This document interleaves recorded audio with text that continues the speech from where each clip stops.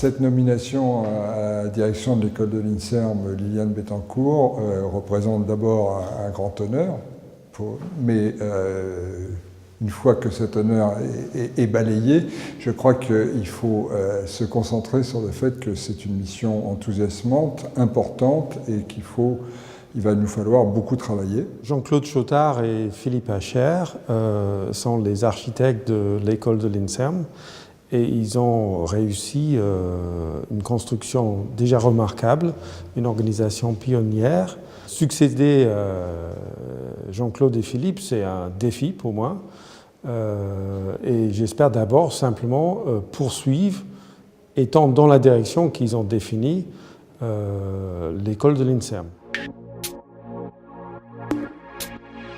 Je ne suis pas favorable à ce qu'on développe la quantité. Il vaut bien mieux développer la qualité.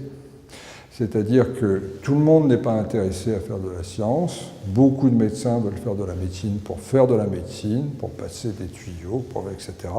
C'est très honorable, c'est très respectable. Okay. Un petit nombre veulent faire ce double cursus. C'est ce petit nombre qu'il faut encourager.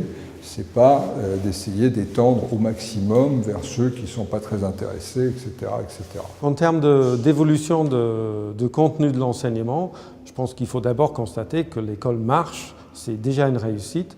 Donc on s'inscrit dans des éventuelles évolutions du contenu par la révolution.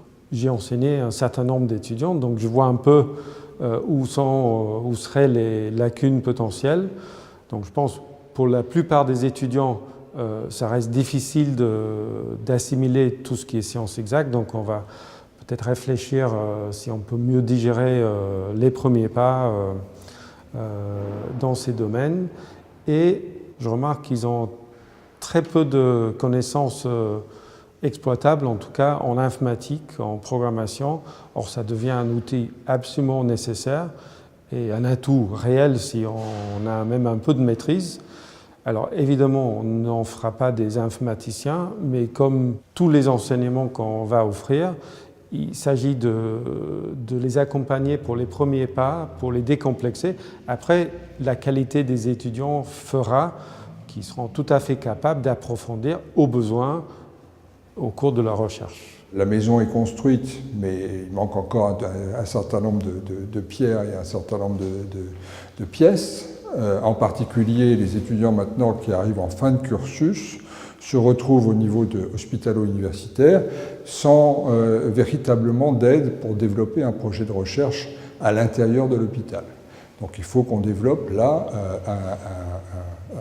un complément qui serait ces fameux postes de chef de clinique assistant recherche qui leur permettrait de s'insérer à l'hôpital, de parfaire leur formation médicale, tout en développant un projet de recherche à un niveau qui serait postdoc, puis autonomie vis-à-vis de leur projet de recherche. Ça, c'est tout à fait essentiel de compléter le dispositif par ça, et on s'y attaque. Alors, ce qui est très sympathique dans l'école, c'est que leur nombre n'est pas gigantesque. Ce n'est pas la production de masse, et ça permet une interaction, je pense, au niveau personnel.